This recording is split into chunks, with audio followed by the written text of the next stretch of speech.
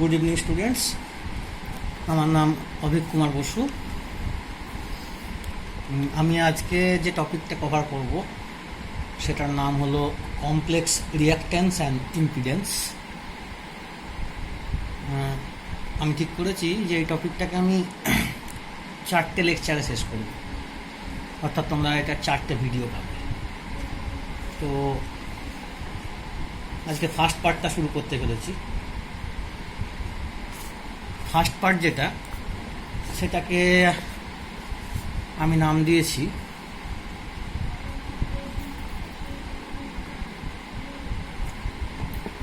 Introduction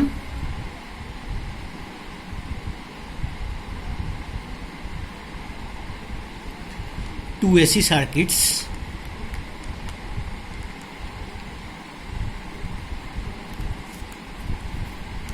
using phasors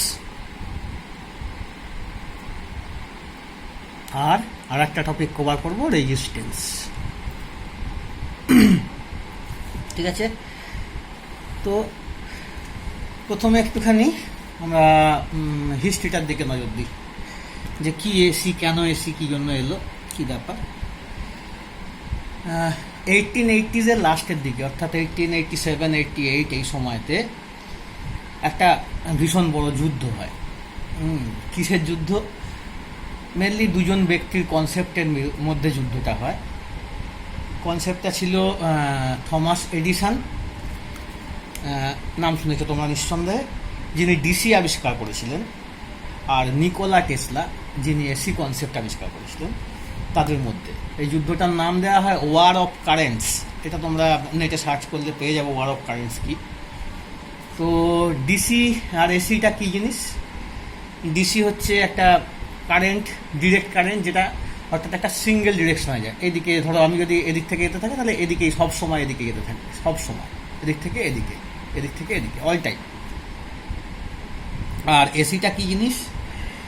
এসিটা হলো এমন একটা কারেন্ট, অল্টারনেটিং কারেন্ট, যেটা কিনা কন্টিনিউয়াসলি ডিরেকশন চেঞ্জ করছে। একবার এদিকে যাচ্ছে, একবার এদিকে যাচ্ছে, একবার এদিকে যাচ্ছে, একবার এদিকে আসছে, চলতেই থাকছে।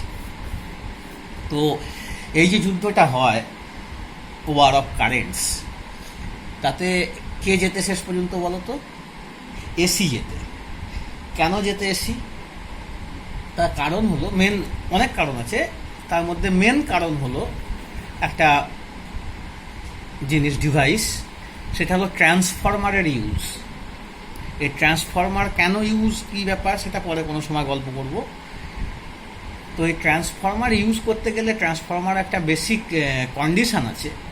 সেই কন্ডিশানটা হলো যে ট্রান্সফরমারে তখনই হবে, কারেন্ট কন্টিনিউয়াসলি পাওয়া যাবে, যখন কিনা ট্রান্সফরমারে কনস্ট্যান্টলি ফ্লাক্স চেঞ্জ হবে। তো কনস্ট্যান্টলি ফ্লাক্স চেঞ্জ হবে ডিসির ক্ষেত্রে সেটা সম্ভব নয়, কারণ ডিসি একটা ফিক্সড কারেন্ট, একটাই ডিরেকশানে চলতে থাকছে, সেখানে ফ্লাক্স চেঞ্জের অতটা ব্যাপার নেই, কোনো ব্যাপার নেই। তাহলে ফ্লাক্স চেঞ্জের ব্যাপারটা কোথায় রয়েছে? এসিতে রয়েছে। তাহলে আলটিমেটলি এই ট্রান্সফরমার ইউজ করার জন্য আমাদের এসি ব্যবহার করতে হয়। ট্রান্সফরমার একটা ছোট্ট করে বলছি, ট্রান্সফরমার মেনলি ইউজ করা হয় যে একটা, তোমরা জানো ট্রান্সফরমার কী করে, ট্রান্সফর্ম ভোল্টেজেস, একটা হাই ভোল্টেজকে লো ভোল্টেজে বা লো ভোল্টেজ থেকে হাই ভোল্টেজে ট্রান্সফার করার দরকার হয়, এবং যখন অনেক দূরে কারেন্টকে নিয়ে যাওয়ার দরকার হয় একটা জায়গা থেকে আর একটা জায়গা, যেখানে কারেন্ট তৈরি হচ্ছে, জেনারেট হচ্ছে, সেখান থেকে আরও বহু দূরে আর একটা জায়গাতে পৌঁছে দেওয়ার জন্য এই ট্রান্সফরমার ডিভাইসটা কাজে লেগেছিল। এবং সেটা করতে গিয়ে দেখা যায় যে ডিসির প্রয়োজনীয়তা কমে আসছে, এসির দরকার পড়ছে। তো আমরা সেই এসি সম্বন্ধেই আজকে একটুখানি পড়ব, এসি সার্কিটের ব্যাপারটা সম্বন্ধে আর রেজিস্ট্যান্স সম্বন্ধে পড়বো। তো এসি করতে গেলে প্রথমে আমরা যেটা করবো সেটা হচ্ছে ডিসি সম্বন্ধে, ডিসি থেকে একটুখানি কনসেপশন নেবো যে ডিসি জিনিসটাতে কী হতো আর এসিতে ঠিক কী চেঞ্জ এসেছে।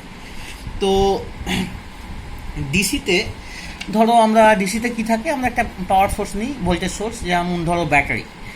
ধরো একটা যদি কথার কথা 9 ভোল্টের ব্যাটারি আমি ইউজ করি, ফিক্সড 9 ভোল্টের ব্যাটারি, তাহলে কি হবে যে ওভার টাইম এই ব্যাটারিটা এই 9 ভোল্টেজটাই কনস্ট্যান্টলি দিয়ে যাবে। অর্থাৎ আমরা যদি এটাকে একটা ভোল্ট মিটার দিয়ে মাপি, তাহলে আমরা একটা এমন গ্রাফ পাবো, ধরো এইদিকে ভোল্টেজকে ড্র করলাম, এইদিকে টাইমকে ড্র করলাম। ওভার টাইম এই ভোল্টেজটা কনস্ট্যান্ট হবে, সাপোজ এটা 9 ভোল্ট ব্যাটারি, তো 9 ভোল্টের ভোল্টেজটাই ফিক্স থাকবে এবং এটা কন্টিনিউয়াসলি চলতে থাকবে, ওভার টাইম কনস্ট্যান্ট থাকবে। এবার এই ব্যাটারিটাকে যদি আমরা একটা রেজিস্ট্যান্সের সঙ্গে যোগ করি তাহলে আমরা কি পাবো, দেখা যাক কি পাওয়া যায়। তাহলে আমরা বলেছি একটা রেজিস্ট্যান্স লাগবে, রেজিস্ট্যান্সকে আমরা এইভাবে আঁকি, তাই তো, ছোটোবেলা থেকে জেনে আসছো। তাকে আমরা একটা ব্যাটারির সঙ্গে অ্যাড করছি। ধরে নেওয়া যাক রেজিস্ট্যান্সটা হলো আর, আর ব্যাটারির ভোল্টেজ হলো ভি। তাহলে পরে কি হবে, আমরা যদি এটা করি তাহলে আমরা একটা কারেন্ট পাবো।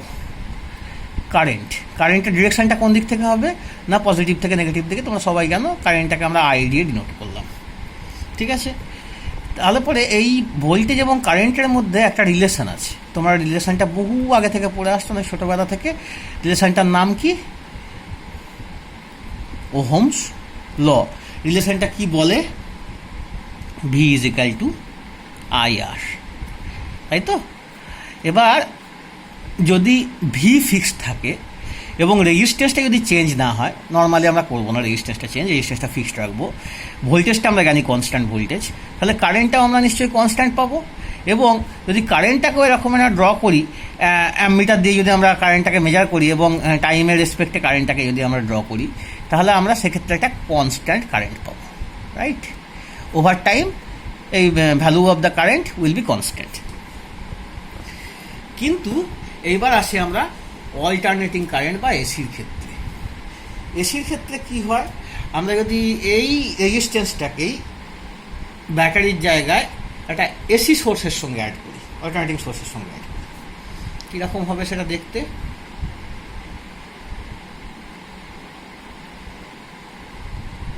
রেজিস্ট্যান্স একে আমরা অ্যাড করলাম, অল্টারনেটিং সোর্সকে আমরা এইরকমভাবে ড্র করি, এইভাবে ডিনোট করে থাকি সার্কিটের মধ্যে।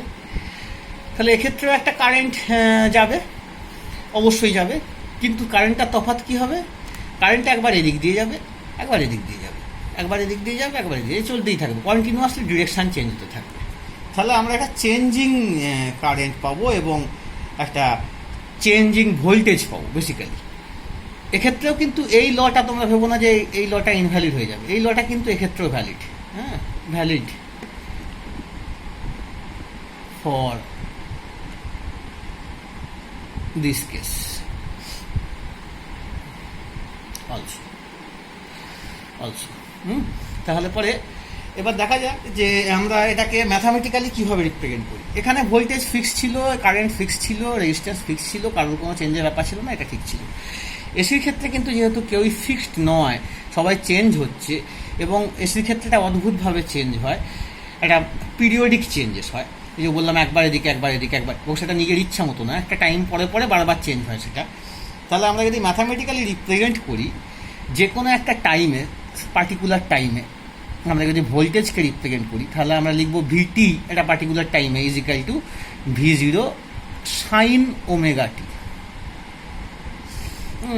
V0 কথাটা আমার ঠিক বোঝাতে গেলে একটু পরে প্রবলেম হবে, সেই জন্য আমি বরং দিয়ে দিই ভি ম্যাক্স সাইন ওমেগা টি। কোনটা কি একটু বলে দিই, ভি ম্যাক্স হলো maximum value of the voltage, যেটা ম্যাক্সিমাম ভ্যালু অ্যাটেন্ড করবে, আর ওমেগাটা হলো তোমার frequency of the voltage change. মানে এই যে বললাম একবার এদিকে চেঞ্জ হবে, একবার এদিকে চেঞ্জ হবে, এই চেঞ্জ হওয়াটা একটা নির্দিষ্ট টাইম পরে পরে হয়, সেই টাইমটার উপর ডিপেন্ড করে হচ্ছে ফ্রিকোয়েন্সি, তোমরা জানো ফ্রিকোয়েন্সি ওয়ান বাই টাইম। এবার তাহলে কারেন্টটা কী ইয়ে হবে আমাদের, কারেন্টটা হবে আমাদের সেক্ষেত্রে এই V max by R sine omega t, তাই তো। এই কথাটাকে আমরা বলি I max sine omega t. তাহলে ম্যাক্সিমাম কারেন্ট একই রকম দেখতে, দুটোই দেখো ভিটি সমান V max sine omega T, IT সমান আই ম্যাক্স সাইন ওমেগা টি, দুটোকে একই রকম দেখতে, শুধু দুটোই তার পিক ভ্যালুগুলো নিচ্ছে এবং তার সঙ্গে সাইন সর্জারি চেঞ্জ হচ্ছে। এটাকে যদি আমরা এইরকমভাবে ড্র করার চেষ্টা করি, যেমন ডিসির ক্ষেত্রে করেছিলাম, তাহলে কীরকম দাঁড়ায় দেখা যাক। এক্ষেত্রে আমি দু রকমের কালার কোড ইউজ করব তোমাদের বুঝতে সুবিধা হওয়ার জন্য। মনে রাখবে প্রথমে আমি কালার কোডটা বলে দিচ্ছি, আমি পুরো লেকচার ধরে এই কালার কোডটাকে মেনটেন করব। এটা হচ্ছে আমি গ্রিন কালিটা ইউজ করব ভোল্টেজ বোঝাবার জন্য, আর এই রেডটাকে ইউজ করব কারেন্ট বোঝাবার জন্য। ওকে, তাহলে আমরা ড্র করি।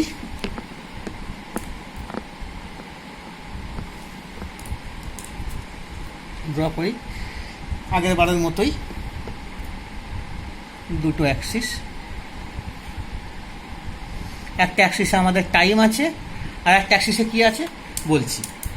আগের বারে আমরা এঁকেছিলাম একটা ভোল্টেজের জন্য এঁকেছিলাম, একটা কারেন্টের জন্য এঁকেছিলাম। তো প্রথমে ভোল্টেজটা আঁকি, ভি ম্যাক্স সাইন ওমেগা টি, এটা হলো ভিটির ভ্যালু। তাহলে আমরা ভিটি একটা পার্টিকুলার টাইমে, আইটিটাও একটা পার্টিকুলার টাইম, এগুলো বলা ইনস্ট্যান্টেনিয়াস ভ্যালু, যেহেতু একটা পার্টিকুলার টাইমে নিচ্ছি। তো কেমন দেখতে হবে,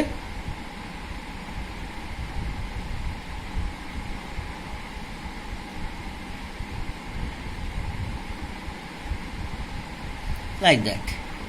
ঠিক আছে, এটা সাইনোসয়েডাল ওয়েভ, তোমরা সবাই জানো।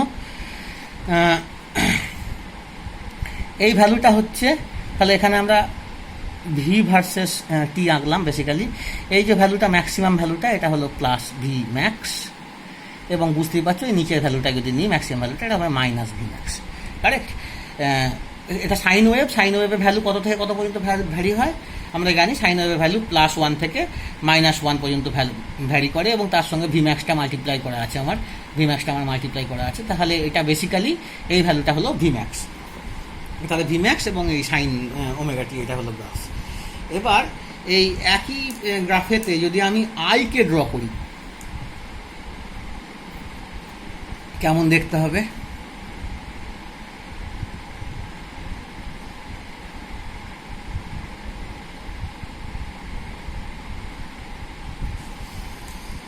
দেখো আইটাও ঠিক একই রকম, কারণ দুটো ইকুয়েশন প্রায় একই রকম, এবং সেই কারণে আইটা দেখতেও একই রকমের হলো। আই ম্যাক্স সাইন ওমেগা টি, এটাও একটা সাইন ওয়েভ, এবং এই ভ্যালুটা হচ্ছে maximum value for current I max plus I max. তো এবার যেটা ব্যাপার, তোমরা হয়তো ভাবতে পারো যে ভি ম্যাক্সের বেলায় আমি একটুখানি বড় করে আঁকলাম, আই ম্যাক্সের বেলায় ছোট আঁকলাম। কেন বলবো না, রিলেশনটা কি ছিল আমাদের, না ভি সমান আই আর। তো তাহলে পরে ভি এর ভ্যালু যতটা হবে আই এর ভ্যালু ততটা হবে না। আই এর ভ্যালুটা কার উপর ডিপেন্ড করবে, এর রেজিস্ট্যান্সটার ভ্যালু কতটা বড় বা ছোট তার উপরে এই আই এর ভ্যালুটা ডিপেন্ড করবে, যে আই ম্যাক্স কতটা হতে পারে।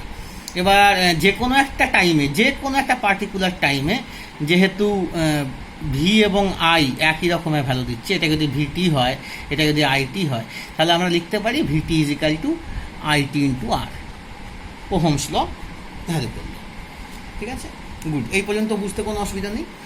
এরপরে আমি একটা কনসেপ্ট ইন্ট্রোডিউস করতে গেছি, এটা ভেরি নিট কনসেপ্ট, এবং তোমরা সমস্ত বইয়েতেই এই কনসেপ্টটা পাবে, এবং এই কনসেপ্টটা না শিখলে ইনফ্যাক্ট আমরা ফিউচারে কাজ করতে আমাদের প্রবলেম হবে। সেই কনসেপ্টটা আমি তোমাদের আগের নোটেও দিয়েছি, যখন KCL KVL for AC circuit এটা বলেছি, নোট দিয়েছি, সেখানেও তোমরা দেখেছো, কিন্তু সেখানে হয়তো অতটা ভালো করে নোটটা দেখে বুঝে উঠতে পারোনি। সেই জন্য আমি ঠিক করলাম যে এই লেকচারেতে তোমাদের ওটা একটু ডিটেলসে বোঝাবো। কনসেপ্টটার নাম কি? কনসেপ্টটা খুব famous concept,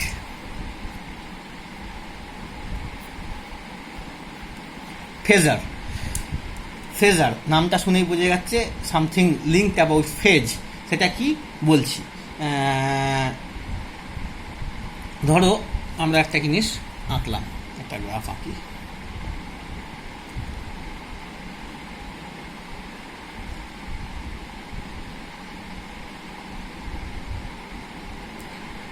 x axis Y Axis.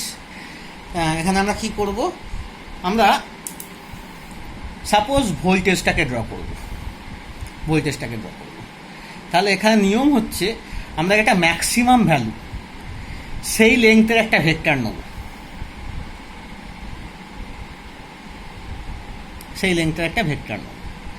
তাহলে এই ভেক্টরটা, আচ্ছা ফেজার জিনিসটা কি আগে বলে দিই। ফেজার হচ্ছে বেসিক্যালি একটা ভেক্টর যেটা কিনা কন্টিনিউয়াসলি অরিজিনের চারিদিকে স্পিন করে যাচ্ছে, এইভাবে ঘুরছে, কন্টিনিউয়াসলি স্পিন করছে। এটা ভেক্টর যেটা কন্টিনিউয়াসলি স্পিন করছে, এটা ফেজারের মোটামুটি বেসিক ডেফিনেশনও বলা যায়। তো এক্ষেত্রে আমাদের এই যে ভেক্টরটা নিয়েছি, যেহেতু ভোল্টেজ ড্র করার চেষ্টা করছি, তাহলে ভোল্টেজের ম্যাক্সিমাম ভ্যালু কী ছিল? ভিম্যাক্স। তাহলে এটার ভ্যালু কী হবে? ভিম্যাক্স। এই ইয়েটার ম্যাগনিটিউড কত হবে? ভিম্যাক্স। আর এই অ্যাঙ্গেলটা কত হবে?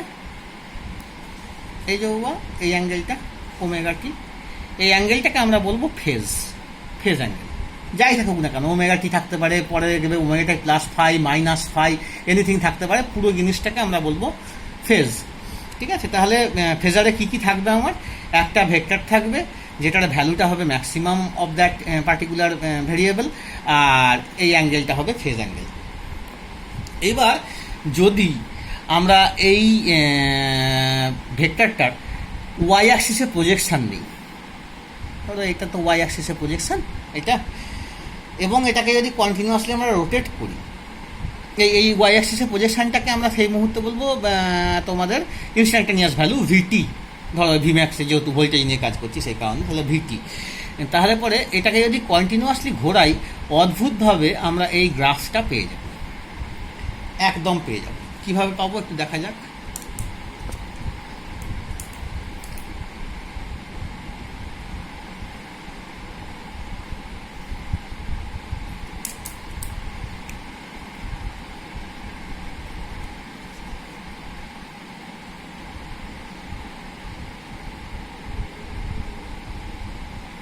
আমার সাইন ওয়েভে কিছু ডিস্টরশন চলে আসছে, সেটা আমার আকার গণ্ডগোল। সাইন ওয়েভে কোনো ডিস্টরশন থাকবে না, পারফেক্ট সাইন ওয়েভ। কীভাবে আসছে দেখা যাক। ধরো প্রথম ভিম্যাক্সটা এখান থেকে স্টার্ট করেছিল, সেই মুহূর্তে আমি বলেছি যে ওয়াই অ্যাক্সিসের প্রজেকশানটা হবে আমার ভিটি। তাহলে যদি এটা এক্স অ্যাক্সিসে লাই করে, এই ভেক্টরটা এইভাবে পড়ে থাকে, তাহলে সেই মুহূর্তে ওয়াই অ্যাক্সিসের প্রজেকশান 0, তাহলে সেই পয়েন্টটা হলো 0। এরপরে এটা ঘুরতে ঘুরতে যখন 90 ডিগ্রিতে এলো, সেই মুহূর্তে ম্যাক্সিমাম ভ্যালু প্রজেক্ট করলো ওয়াই অ্যাক্সিসে, সেটা হলো এই পয়েন্টটা। তাহলে এই পয়েন্টে ভিম্যাক্স কোন দিকে মুখ করে আছে? এই দিকে মুখ করে আছে। এবং এর পরে আমরা যেটা করতে পারবো, আমরা কয়েকটা পয়েন্টকে দাগ দিয়ে নিই, পার্টিকুলারলি মিনিমাম এবং ম্যাক্সিমামগুলোকে আমরা ডিনোট করে দিই। দেখতে পাচ্ছ, আমি তোমাদের দেখাবো যে এই অবস্থাতে ফেজারটা কোন কোন দিকে ছিল, এবং তোমরা মিলিয়ে দেখতে পাবে একদম ঠিক হচ্ছে ব্যাপারটা। প্রথমে যখন এখানে ছিল তখন 0-তে এই দিকে ছিল, রাইট সাইডে, এটা ডান দিকে। তারপরে এটা উপরের দিকে গেল, ম্যাক্সিমামে গেল, তারপর নেমে এলো, আরও ঘুরে এটা নেমে এলো, 0-তে নামলো। কিন্তু সেই মুহূর্তে ডিরেকশানটা কোন দিকে? এই দিকে। যখন এইটাতে নামলো তখন ডিরেকশানটা কোন দিকে? নিচের দিকে, ম্যাক্সিমাম। আবার যখন এইখানে এলো তখন কোন দিকে? এই দিকে। আবার এখানে উঠলো এই দিকে। এইভাবে এটা চলতে থাকলো, তাই তো? চলতে থাকলো এটা এইদিকে, এটা ম্যাক্সিমাম একদম নিচের দিকে, এটা এইদিকে। তার মানে বুঝতে পারলে এই ফেজারটাকে যদি ঘোরাই, তাহলে পরে কিন্তু আমরা এই গ্রাফটা পেয়ে যাব। ঠিক আছে? মজাটা কোথায়? মজাটা হচ্ছে যে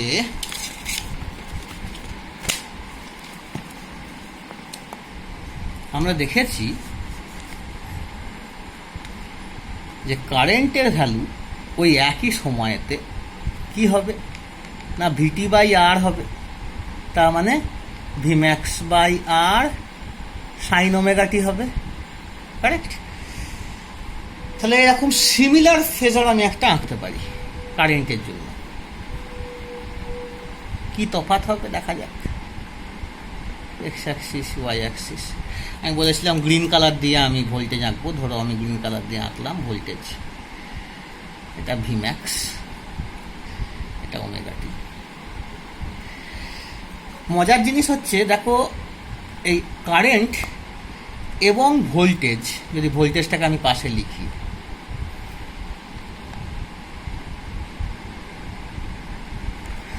দুজনকারই এই ফেজটা সমান, ফেজ অ্যাঙ্গেলটা দুজনকারই ওমেগা টি। তাহলে কারেন্টটা কোথায় থাকবে? কারেন্টটাকে যদি একই ফিগারে আমি ড্র করতে চাই, তাহলে কারেন্টটাকে আমি কীভাবে ড্র করব? সিম্পল, ওই একই অ্যাঙ্গেল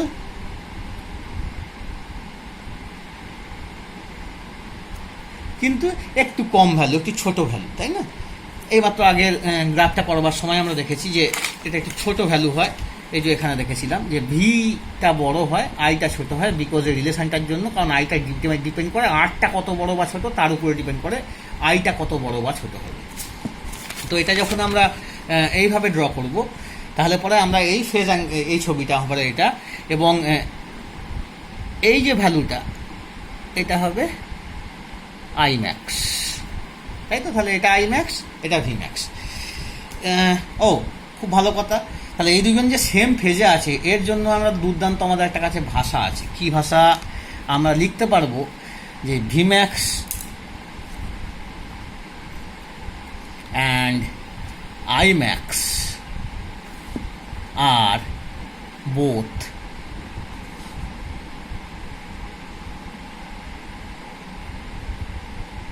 ইন ফেজ, তারা দুজনেই একই ফেজে আছে। তাহলে এই ভাষাটাকে আমরা ইউজ করলাম, in phase. Okay, got it, good. এই পর্যন্ত মোটামুটি বোঝা গেল। তাহলে ফেজারের কনসেপ্টটা বোঝা গেল। একটা ভেক্টর, একটা রোটেটিং ভেক্টর, একটা অ্যাঙ্গেলে রোটেট করছে কন্টিনিউয়াসলি, এবং তার ফলে আমি আমার যে কাম্য ভোল্টেজ বা কাম্য কারেন্ট সেটা আমি পেয়ে যাচ্ছি। ইনফ্যাক্ট এটা শুধু ভোল্টেজ কারেন্ট কেন, যে কোনো সাইনোসয়েডালি চেঞ্জিং কোয়ান্টিটির ক্ষেত্রে আমরা এই ফেজারকে ইউজ করতে পারি। যার একটা নির্দিষ্ট ডিরেকশন আছে, সেই ব্যাপারটাকে নিয়ে ইউজ করতে পারি। এবং হচ্ছে গিয়ে সেটা সাইন ওয়েভও হতে পারে, কস ওয়েভও হতে পারে। সাইনোসুইডাল মানে আমি 0 থেকে স্টার্ট হয়েও গ্রাফটা আসতে পারে, অথবা 1 থেকে স্টার্ট হয়েও গ্রাফটা আসতে পারে। এটা তোমরা অলরেডি জানো। এই ফেজার আঁকার আরেকটা ওয়ে আছে। এই ফেজারকে আরেকভাবে রিপ্রেজেন্ট করা যায়, তোমরা সেটা দেখবে কীভাবে রিপ্রেজেন্ট করা যায়। দেখি এই জায়গাটাতে ধরবে কি না, দরকার নেই, আমরা একটু ফ্রেশ করে আঁকি।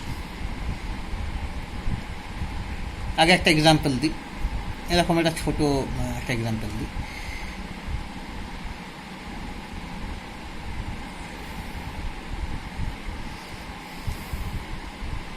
এটাকে বলবো আমরা দুজনকার মধ্যে ফেজ ডিফারেন্স, আর এটাকে বলবো আমরা বেসিক্যালি এই অ্যাঙ্গেলটাকে বলবো ফেজ ডিফারেন্স, আর এটা হলো length of the resistance, like that. তো আমাদের এই ছবির থেকে আমি দেখতে পাচ্ছি ভি আর আই দুজনে একই ফেজে আছে, তার মানে ফেজ ডিফারেন্স 0। তাহলে সেটাকে আমরা কিভাবে ড্র করব? এই অ্যাপ্রোচে যদি আঁকতে যাই, তাহলে আমরা আঁকার চেষ্টা করি।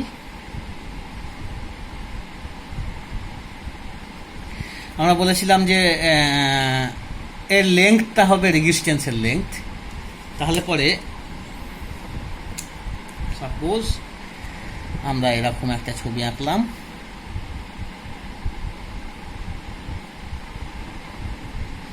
এই লেংথটা হলো আর, এবং যেহেতু ফেজ ডিফারেন্সটা দুজনকার মধ্যে 0, তাহলে পরে এটা বেসিক্যালি এক্স অ্যাক্সিসের সঙ্গে লাইন করবে, এখানে কোনো ফেজ ডিফারেন্স নেই। ঠিক আছে, এটা আর একটা অ্যাপ্রোচ। এই অ্যাপ্রোচটা আর একটু ভালো করে বুঝতে পারবে যখন আরও আমরা এগোবো।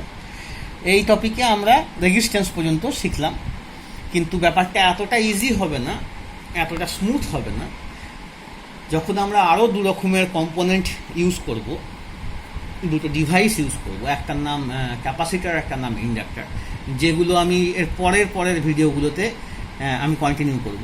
এটা শুধু রেজিস্ট্যান্সের জন্য বানালাম, এর পরের ভিডিও আমি ক্যাপাসিটার, এবং তারপরের ভিডিও আমি রেজিস্ট্যান্সের জন্য, এই ইন্ডাক্টেন্সের জন্য বানাবো।